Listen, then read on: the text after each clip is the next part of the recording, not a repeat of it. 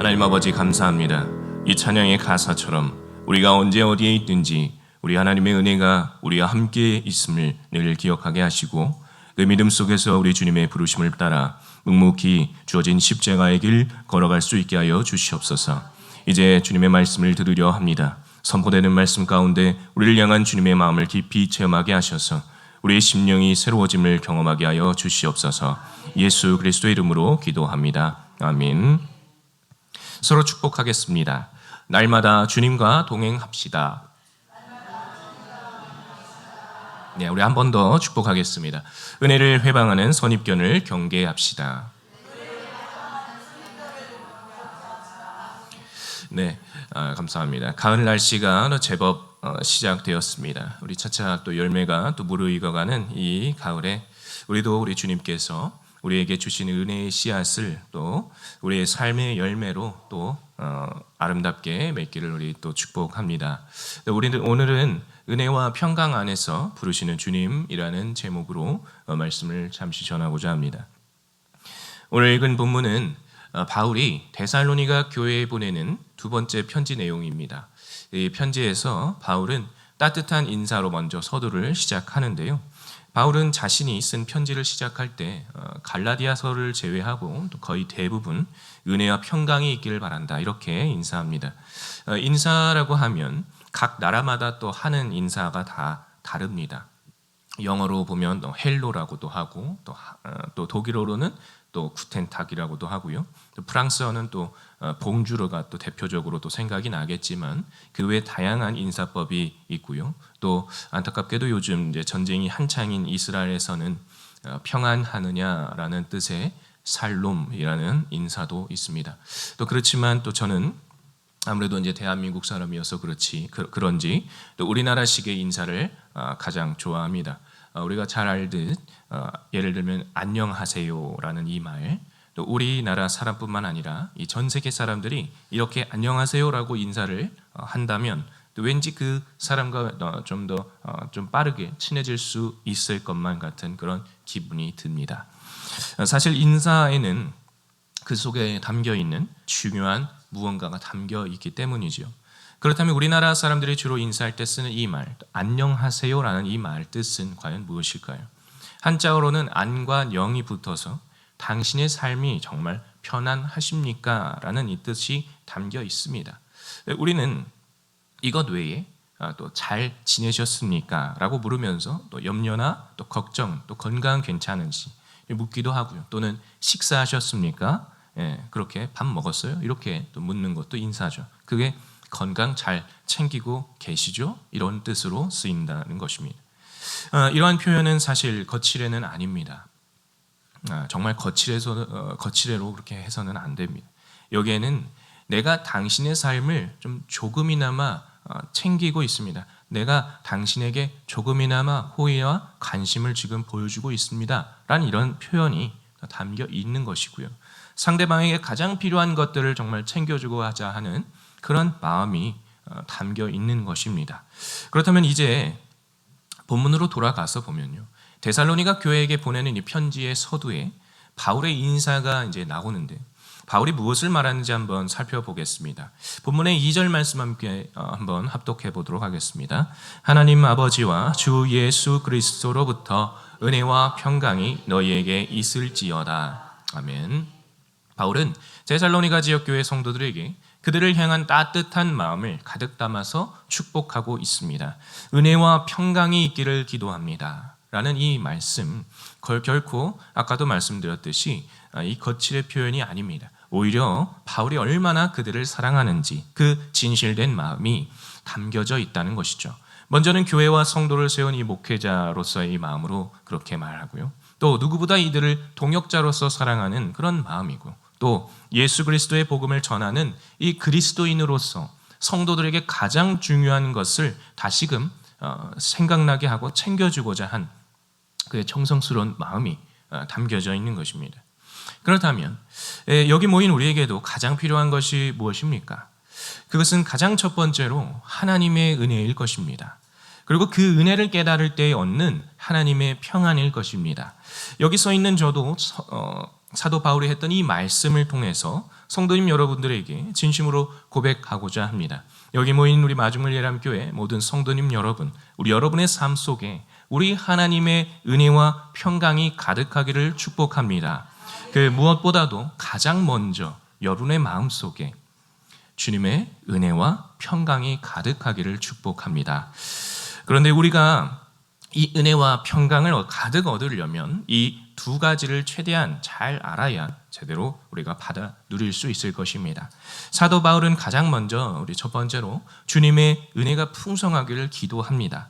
은혜란 무엇입니까? 은혜란 하나님께서 우리에게 주시는 선물입니다. 우리의 노력이나 공로가 전혀 없이 전적으로 이 주님께서만이 우리 개인에게 의지적으로 주시는 선물이다라는 것입니다. 그런데 이 은혜가 정말 선물인가? 그리고 왜 선물인가를 알아야 그게 정말 선물인지 알 수 있지 않습니까? 그래서 잠시 설명합니다. 은혜라는 것은 먼저 우리와 하나님의 관계와 깊은 연관이 있습니다. 우리는 하나님 없이 단 하루도 살아갈 수 없는 존재입니다. 하나님 없이 살아가는 사람은 하나님과 관계가 끊어진 자들이다라고 해서 그들을 일명 죄인이라고 합니다. 그런데 이거는 죄를 많이 지어서 또는 큰 죄를 지어서 죄인이라는 것이 아닙니다. 다만 우리의 본성이 예수님을 내 주인으로, 하나님을 내 주인으로 여기지 않는 것을 말하는 겁니다. 그래서 죄인이다 또는 죽은 자다 이렇게 말할 수 있는 것이죠. 그런데 하나님이 없이 살아가던 사람이 하나님을 만난다면 그 사람은 이제 구원을 받았다라고 하는 것입니다. 또는 영생을 살기 시작했다라고 하는 것이죠. 하나님 아버지는 우리와 하나님의 관계를 회복시키기 위해서 누구를 보내셨습니까? 바로 독생자, 우리 하나님 예수 그리스도를 보내주셨고요. 바로 그분을 통해서 우리는 하나님과의 관계가 회복되었습니다. 그게 무엇이라고요? 구원이라는 것입니다. 그리고 하나님 아버지께서 우리 죄인들에게 예수 그리스도를 보내서 죽으시고 다시 사신 것을 우리도 또 믿게 하신 이 사실이 바로 우리에게는 비로소 은혜라고 고백되는 것입니다. 은혜는 말씀과 찬양과 기도 속에서 각각 또 풍성하게 경험할 수가 있는 것이고요. 또 현장에서 우리가 이 교회에서 예배당에서뿐만 아니라 이제 예배당 문을 열고 나가면 현장에서는 우리 모두가 앞으로 살아가는 모든 여정 속에서 어떤 환난 속에서도 주님이 나와 함께 하셔서 나를 선하게 이끄심을 믿을 때에 비로소 고백할 수 있는 귀한 표현입니다. 사도 바울은 이와 관련해서 데살로니가 사람들의 믿음을 칭찬하면서 주님께서 깨닫게 하시는 이 은혜를 4절에서 7절에 걸쳐서 말하고 있는데 우리 함께 한 절씩 교독해 보겠습니다. 제가 먼저 읽습니다. 그러므로 너희가 견디고 있는 모든 박해와 환난 중에서 너희 인내와 믿음으로 말미암아 하나님의 여러 교회에서 우리가 친히 자랑하노라.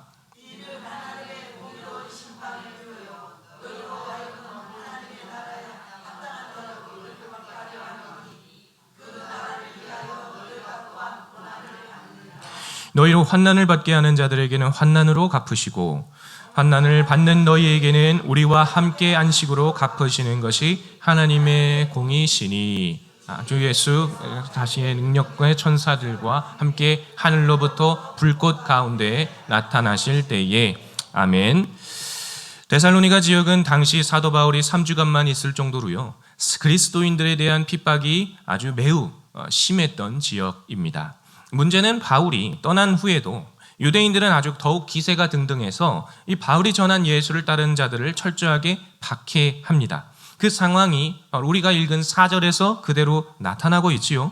그런데 놀라운 것은 그럼에도 이 성도들은 그들의 인내로 믿음을 지켜냈다라는 것입니다. 그러기에 바울이 그것을 너무도 귀하게 여겨서 다른 교회에 내가 자랑한다라고 하면서 주님이 이 상황을 다 아시고 있으니 머지않아서 갚아주실 것이다 이렇게 격려합니다. 이것이 바로 주님이 성도에게 주시는 선물로서의 또 은혜입니다. 어떤 은혜입니까? 내가 비록 힘들고 어렵고 괴롭고 그런 상황들에 처했을지라도 내 상황 너무도 잘 아시는 그 빛 되시는 우리 주님을 이런 붙잡는 이 신앙, 그 신앙을 잃지 않도록 말씀 가운데 하나님이 나에게 새 힘 주심을 경험하는 그런 은혜의 말입니다. 교회를 다니다 보면요 우리는 은혜라는 말을 참 자주 하고 또 자주 듣습니다. 은혜를 받았다. 또 받은 은혜를 나눈다, 은혜를 구합시다, 이런 은혜라는 말을 참 많이 씁니다. 그래서인지 가끔 은혜라는 말이 너무도 쉽게 느껴져서 또 식상하게 느껴지고 또 무뎌지게 느낄 때도 있습니다. 그러나 저는 은혜라는 말은 아무리 쓰고 강조해도 지나치지 않다 생각합니다. 우리의 신앙의 선배들, 종교개혁자들이 죽어가면서도 외쳤던 슬로건 중 하나가 무엇입니까? 바로 오직 은혜입니다. 사랑하는 여러분, 우리는 이 예배당에 왜 왔습니까? 은혜를 얻기 위해서 온 것입니다. 우리가 몸 담고 있는 이 교회는 어떤 곳입니까? 은혜가 펑펑 샘솟는 곳입니다. 은혜를 받고 은혜를 제대로 누리는 곳입니다.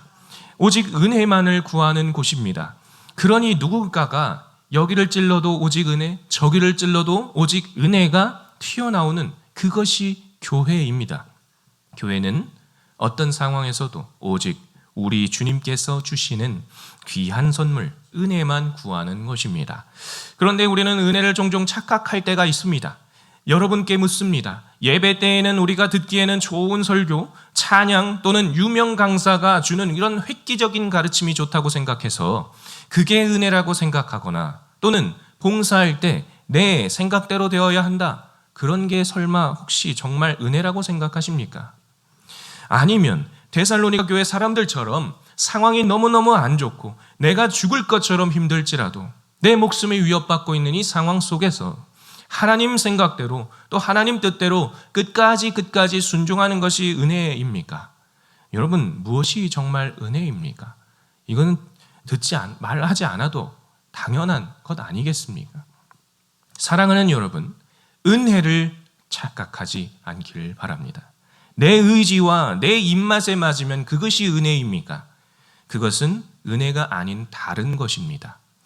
그런데 우리는 자주자주 은혜가 아닌 것을 구합니다. 한 가지 예를 들어봅니다.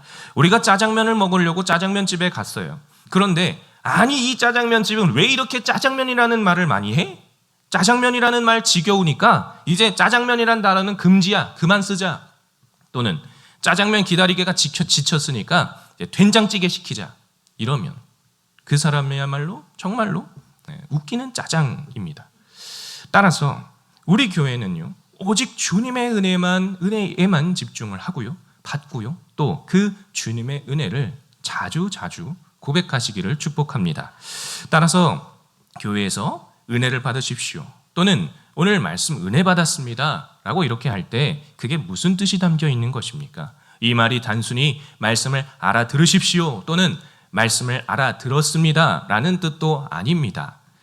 선포된 말씀 가운데 계신 우리 예수 그리스도를 분명하게 보고 믿고 그분의 뜻을 받아들이겠다라는 결단인 것입니다.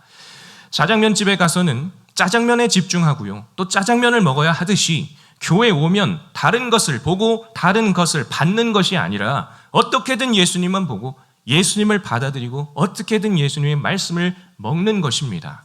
그런데 교회에 왔는데 주님의 말씀을 그대로 받지 못하거나 색안경을 끼고 비뚤어지게 듣거나 교회에 와서 무슨 봉사를 하는데 이러쿵 저러쿵 내 뜻만 내 입맛대로만 계속 주장을 한다면 어찌 되겠습니까? 소위 은혜가 떨어진다 하는 이 표현이 바로 여기서 발생하는 겁니다.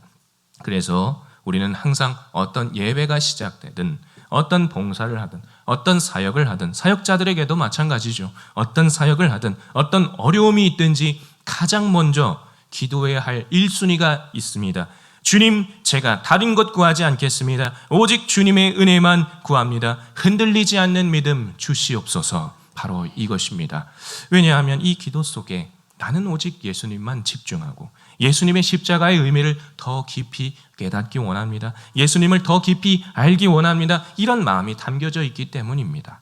우리 마중물 예람교회 안에서는 이처럼 우리 주님의 은혜만 부지런히 사모하고 또 그래서 결국엔 강력한 우리 주님의 은혜가 풍성하게 임하기를 축복합니다. 가끔 보면 어떤 분들은 아무런 은혜를 받지 못했습니다. 또는 나는 아직 하나님을 만나지 못했어. 또 오늘 또 아무런 느낌도 없고 나에겐 은혜가 별로 없는 건가 봐. 이런 생각하실 수도 있는데요. 그러나 사랑하는 여러분, 지금 여러분들은 단언컨대 이미 은혜를 받은 상태입니다. 이미 여러분이 오늘 아침에 일어나서 목욕 재개를 하고 또 이렇게 단장을 하고 이 자리에 오셨다는 거, 이미 내가 하나님께 집중하고 있다는 사실이고 또 그것이 하나님의 부르심에 대한 반응이라는 것입니다. 내가 지금 하나님을 뜨겁게 사랑하고 있고 정말 하나님을 갈망하고 있다라는 증거입니다. 이렇게 하나님을 만나기 위한 여정에 들어선 것만으로도요, 여러분, 이것은 이미 은혜가 시작된 것입니다. 은혜는 결코 내 마음에 느껴지는 순간이 아니에요. 내 생각이 또 분명해지는 그런 순간도 사실은 아닙니다. 내 믿음을 분명하게 고백하는 그런 순간도 사실은 그것 은혜도 아니에요. 그 모든 과정, 지금 제가 말씀드린 그 모든 과정이 다 은혜다라는 것입니다. 말씀을 들었을 때 저 목사의 설교가 정말 진짜인가? 뭔가 잘 모르겠고 뭔가 갈림길에 선 것 같고 그런 상황이지만 용기 있게 결단하는 것, 그것이 바로 은혜입니다. 그리고 전도를 받았다면요, 교회에 한 번이라도 나와 보는 것부터 이런 모든 과정이 바로 하나님께서 분명하게 여러분을 부르시고 계신다라는 그런 은혜인 것이죠. 한편 우리가 이렇게 예수님을 바르게 만나는 은혜 가운데 있다면 우리가 이제 비로소 바울이 두 번째로 기도했던 평안이라는 것을 얻게 되죠. 헬라어로 평안이라는 것은 에이레나라고도 하고요, 히브리어로는 샬롬이라고도 하죠. 이것은 평화로도 번역이 가능합니다. 요한복음 14장 27절 말씀에 보면요, 우리 주님께서 평안이란 무엇인가를 친히 알려주시는데요, 제가 한번 읽어보겠습니다. 평안을 너희에게 끼치노니 곧 나의 평안을 너희에게 주노라. 내가 너희에게 주는 것은 세상이 주는 것과 같지 아니하니라. 너희는 마음에 근심하지도 말고 두려워하지도 말라. 아멘. 그렇습니다. 이 평안은요, 세상 것이 아니고요, 근심과 두려움이 없는 상태입니다. 그런데 우리는 내가 어떻게 살아가야 할지, 내가 가는 길이 맞는 것인지, 이런 삶이 내가 잘 살 수 있는 삶인지 너무나도 끊임없이 근심하고요, 불안해하고 있죠. 그게 너무너무나도 견딜 수 없을 때 어떻게 됩니까? 그리스도인인데도 점쟁이를 찾아가기도 하고요, 타로나 운세 등을 보면서 우리의 마음에 어떤 위안을 삼으려고 합니다. 그러나 그런 것도 잠깐뿐이죠. 다시 두려움은 끊임없이 엄습하죠. 세상 속에 사로잡혀 있을 때에 우리는 결코 이 근심과 두려움에서 빠져나올 수 없기 때문입니다. 불안과 두려움을 이겨내기 위해서 우리는 무언가 확실한 것을 잡으려고 발버둥치고 또 그 발버둥이 더욱 심해질 때면 곁에 있는 가족들도 잊어버리고 내 자신도 내가 누군지, 심지어 내 정체성이 무엇인지 누군지 잃어버린다라는 겁니다.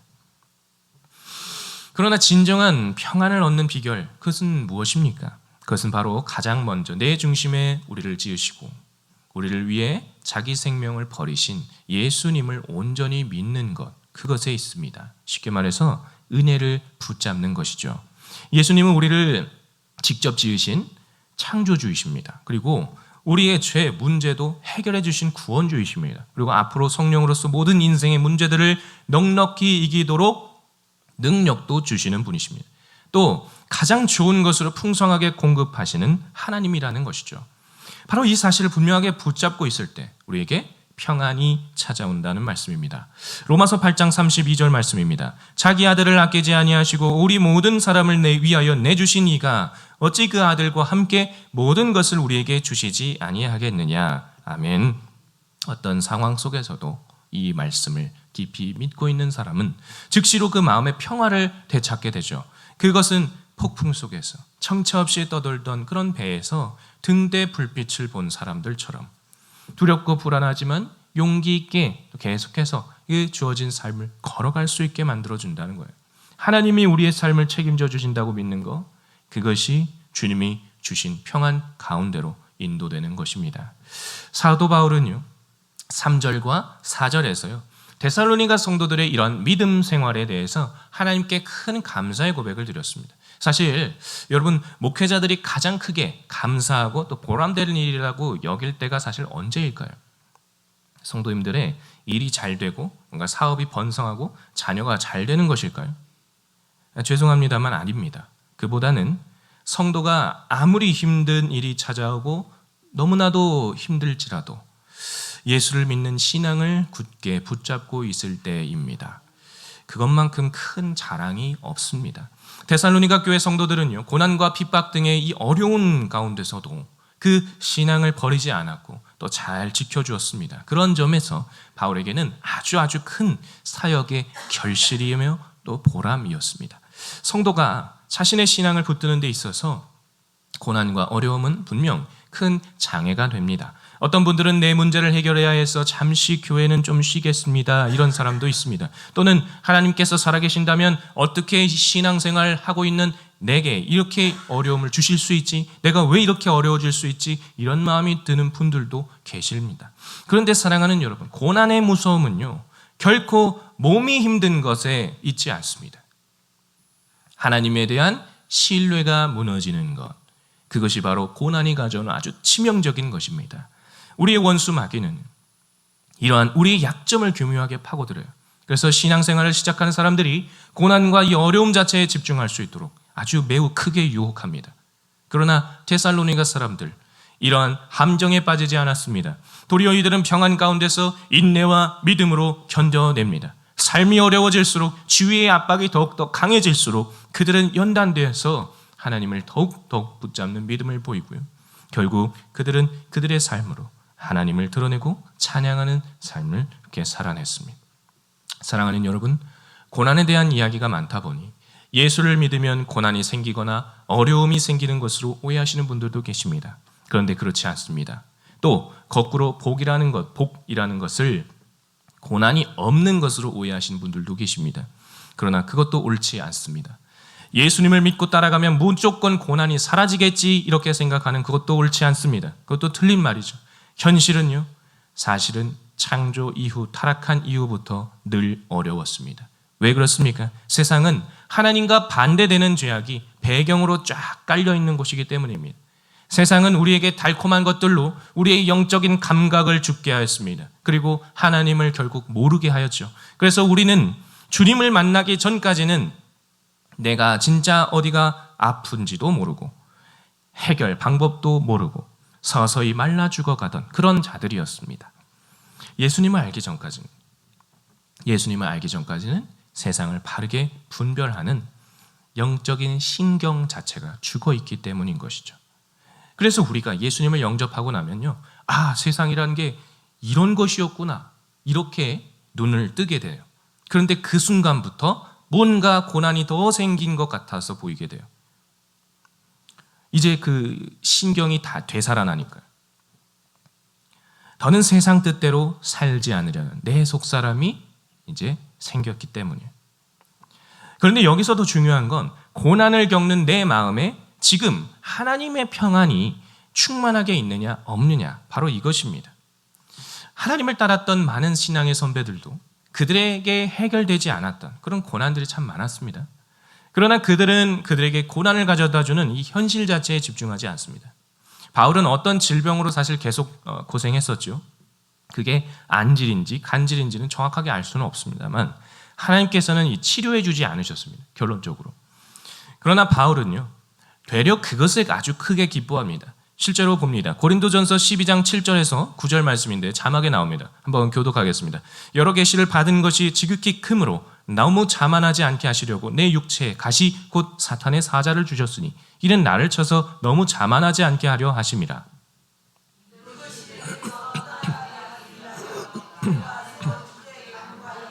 함께 읽겠습니다. 나에게 이르시기를 내 은혜가 내게 족하도다. 이는 내 능력이 약한 데서 온전하여짐이라 하신지라. 그러므로 도리어 크게 기뻐함으로 나의 여러 약한 것들에 대하여 자랑하리니 이는 그리스도의 능력이 내게 머물게 하려 함이라. 아멘. 여러분, 바울이 이런 고난 속에서요, 기쁨을 갖게 된 이유를 우리 7절과 9절에서 분명하게 말하고 있죠. 나를 너무 자만하지 않게 하심으로 그리스도의 능력이 내게 머물도록 그러한 고난을 주셔서 주님만 의지하도록 하셨다라는 것입니다.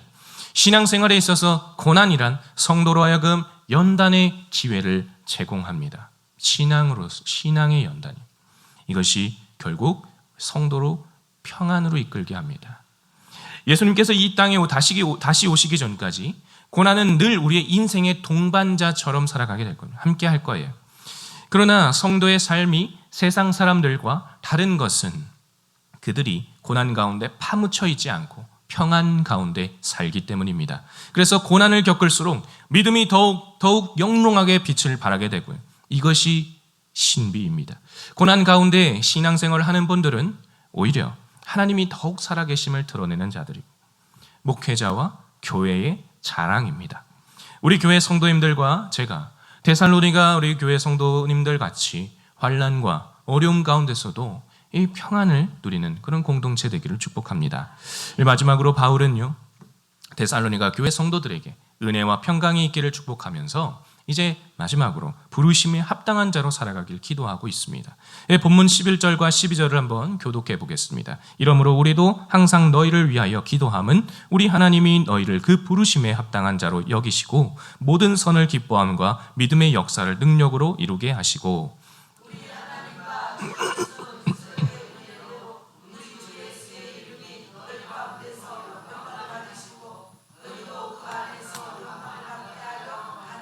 아멘. 바울은 데살로니가 성도 모두가 이 하나님의 부르심에 합당한 사람들이 되게 해달라고 이렇게 기도하고 있습니다. 우리는 모두 하나님께서 불러주신 사람들입니다. 우리는 어떤 상황 속에서도 하나님께서 우리를 부르시는 것, 그것이 바로 또 은혜입니다. 하나님께서는 그분의 사랑과 은혜로 이 성도님 한 분 한 분을 하나님 앞으로 불러주셨습니다. 어느 누구도 하나님의 이 부르심이 없이 이 자리에 온 사람 단 한 명도 없습니다. 그것을 믿는 것, 그것이 바로 우리의 힘이 됩니다. 빌립보서 2장 13절은 이렇게 말씀합니다. 너희 안에서 행하시는 이는 하나님이시니 자기의 기쁘신 뜻을 위하여 너희에게 소원을 두고 행하게 하시나니. 이미 우리 하나님께서 우리 마음 가운데 하나님의 기쁘신 이 뜻을 위해서 어떤 소원을 주셨어요. 내가 교회에 가봐야겠다. 내가 하나님을 믿고 싶다. 그러니까 내가 하나님을 더 잘 알고 싶다. 내가 하나님이 원하시는 그런 사람이 되어야겠다. 이 모든 것은요, 바로 하나님께서 우리 안에 어떤 뜻을 두시고 일하고 계신다라는 증거입니다. 그리고 이것은요, 또 우리가 하나님의 부르심을 지금 받고 있다라는 증거죠. 이 부르심을 진지하게 받아들인다면 우리는 하나님의 이 놀라운 사랑에 감격하며 감사하고요. 이곳에서 우리가 함께할 힘이 솟게 된다는 것입니다. 이렇게 될 때 우리는 또 한 번 고백하죠. 이 모든 것이 주님의 은혜입니다 라고 말이죠. 바울은 계속해서 기도합니다. 우리 데살로니가 성도들이 하나님의 능력으로 부르심을 입은 자, 그 부르심을 입은 자의 모습에 합당한 선과 믿음의 삶을 살 수 있도록 기도합니다. 그래서 그것을 통해서 하나님께 영광 돌리는 삶을 살 수 있도록 기도하고 있죠. 그래서 본문 12절 말씀을 함께 읽어봅니다. 우리 하나님과 주 예수 그리스도의 은혜대로 우리 주 예수의 이름이 너희 가운데서 영광을 받으시고 너희도 그 안에서 영광을 받게 하려 함이라. 아멘. 영광이라는 것이 무엇입니까? 그 자체로 그냥 정체성을 드러내는 걸 말합니다. 사실 이름이기도 해요. 우리에게 영광은 무엇입니까? 우리 그리스도인들에게 영광이란 빛이신 하나님을 그대로 반사해내는 거예요. 그대로 하나님을 드러내는 거예요. 아무리 작은 집이라 해도 그 안에 왕이 있으면 그 집은 무엇이 됩니까? 궁전이 될 수 있습니다. 그러나 아무리 거대하고 의리의리한 집이라도 그 안에 죄수들이 가득하면 그 집은 교도소가 됩니다. 그 집의 크기가 그 집의 이름을 정하는 것이 아닙니다. 그 집에 과연 누가 있느냐로 이름을 정하게 되지요. 그것이 바로 영광의 뜻이 됩니다. 우리들 마음 가운데 하나님이 없는 죄가 가득하다. 그럼 무엇이죠? 우리 말 그대로 죄인으로 남습니다. 그렇게 끝나는 거죠. 그러나 우리들 안에 하나님이 계신다면 우리가 비록 죄인이다라고 할지어도 우리 몸은 하나님의 성전이 됩니다. 하나님께서는 우리에게 친히 찾아오셔서 성전 삼아 주셨습니다. 하나님을 모시고 그분 뜻대로 사는 것, 그것이 곧 영광입니다. 하나님께서는 이 놀라운 삶에 우리 모두를 초대해 주셨습니다. 하나님이 우리를 깊이 사랑하셔서 영원전부터 우리를 계획하시고 때가 이르러서 오늘 이 자리로 우리를 부르셨습니다. 우리의 연약함과 부족함에도 불구하고 우리의 죄악 가운데에서도 불구하고 하나님은 개의치 않고 우리를 사랑하셔서 우리를 불러주셨습니다. 그리고 하나님은 이제 우리와 함께 일하기를 원하십니다. 함께 하나님 나라 확장해 나가기를 원하신다는 것이죠. 에베소서 4장 11절 12절 말씀입니다. 그가 어떤 사람은 사도로, 어떤 사람은 선지자로, 어떤 사람은 복음 전하는 자로, 어떤 사람은 목사와 교사로 삼으셨으니 이는 성도를 온전하게 하여 봉사의 일을 하게 하며 그리스도의 몸을 세우게 하심이라. 하나님은 우리를 부르셨다는 것입니다.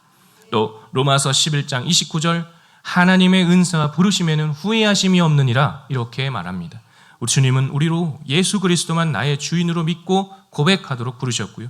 우리를 이제 각자 은사대로 직분자의 사명 감당케 하셨습니다. 때때로 우리는 각자 받은 은사와 이 직분대로 교회에서 지체된 역할을 감당할 때에 첫 만남의 감격을 또는 그 은혜를 잊어버릴 때도 있죠. 그러나 그것은 곧 우리 마음에 하나님으로 인한 평안이 잠시 사라지면 발생해요. 그런 상태가 지속되다 보면 안 하겠다고, 힘들겠다고, 이제 그만두겠다고 하는 경우들이 종종 있어요. 그런데 하나님의 은사와 부르심에는요, 결코 후회하심이 없으십니다. 하나님은 실수하시는 분이 아니시다라는 겁니다. 오늘은요, 제5기 청지기 임직 예식이 있는 날이죠. 7분의 우리 임직자분들이 새롭게 직분을 부여받게 됩니다. 그런데 이것은 그분들이 엄청 열심히 뭔가 잘 해가지고 공로로 얻는 직분이 아닙니다. 물론 열심히 있는 신앙생활 하셨고요, 주님께만 충성을 하셨고요, 우리의 투표로 공정하게 이루어진 결과라는 것은 사실입니다. 그렇지만 자칫 내가 뽑아서 됐다거나 본인이 맡은 직분을 너무 잘 해가지고 등급이 업그레이드 된다? 이런 식으로 오해해서도 안 되지요.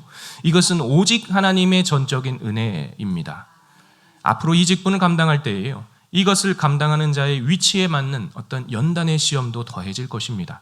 때로는 별일 다 겪으면서 몸과 마음에 아주 큰 고통이 따르는 직분이 될 수도 있고 내 적나라한 죄성 그 밑바닥도 보게 되는 그런 직분도 될 겁니다. 그러나 그때일수록 흔들리지 않고요, 내가 하나님의 은혜를 더욱 구하고 평안 가운데 우뚝 선다면 그 직분자는 예수 그리스도만을 더욱 빛낼 것입니다. 오늘 이 자리에 앉아 계신 우리 여러분, 우리 모두에게도 마찬가지입니다. 우리 중에는 각자 부르심에 따라서 한 성령 안에서 목사, 장로, 권사, 집사, 우리 성도님들의 그 모든 직분들 부여되어 있습니다. 그리고 각 기관과 부서마다 맡은 직분들이 또 있죠. 이 모든 것이 우리 주님의 은혜 가운데 부르심이라는 거 꼭 기억하시기를 바랍니다. 말씀을 맺습니다. 오늘 바울이 데살로니가 성도들을 위해 기도했던 이 세 가지를 기억합시다. 첫 번째는 은혜고, 두 번째는 평강이고, 그 안에서의 부르심으로 세 번째, 이렇게 말씀드렸습니다. 우리가 여기까지 온 것은 주님의 은혜입니다. 그리고 우리가 어떤 상황 속에서도 주님을 더욱 굳세게 붙잡을 수 있는 비결, 믿음 속에 주님께서 주시는 그 평안을 얻고 있기 때문입니다. 똑같이 힘들고 퍽퍽한 삶이죠. 그러나 그러기에 서로의 사정을 알아주고 또 함께 공감해주고 함께 짐을 지면서 일어날 수 있는 것입니다. 이제 우리가 주님께서 우리를 부르시는 그 부르심에 반응하면서 이제 또 함께 연합해서 이 교회를 아름답게 세워나가시기를 주님의 이름으로 축원합니다. 이 시간 기도하겠습니다. 감사합니다. 하나님, 오늘도 이 시간 함께하여 주셔서 우리 말씀 가운데 주님께서 또 은혜의 평강, 또 그 안에서의 부르심, 이 세 가지를 놓고 또 우리로 다시 한번 성도로서의 삶을 살게 해주시니 감사합니다. 하나님, 우리 먼저 주님의 은혜를 더욱더 우리가 사모할 수 있게 하시고 모든 것이 은혜입니다 고백할 수 있게 하시고 어떤 상황 속에서도 주님께서 주시는 그 평강, 그 안에서 흔들리지 않는 믿음으로 주님께서 그 부르신 그 부르심을 향하여 계속해서 달려나갈 수 있는 우리 마중물 예람교회 되게 하여 주시옵소서. 감사드리며 예수 그리스도의 이름으로 기도합니다. 아멘.